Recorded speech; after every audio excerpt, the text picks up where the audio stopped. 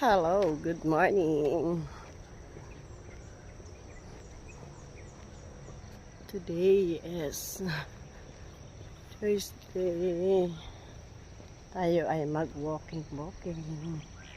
Tingnan natin kung ilang step tayo ngayon. Monitor tayo sa walking. Basta na kayo dyan, guys. Magandang araw. Tayo ay nagpapainit na naman. Nagwo-walking. Always, everyday walking.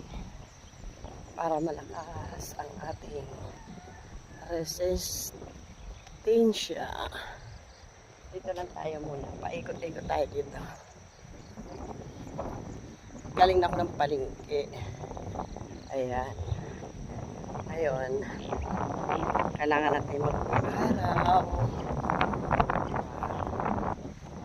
Routine is routine.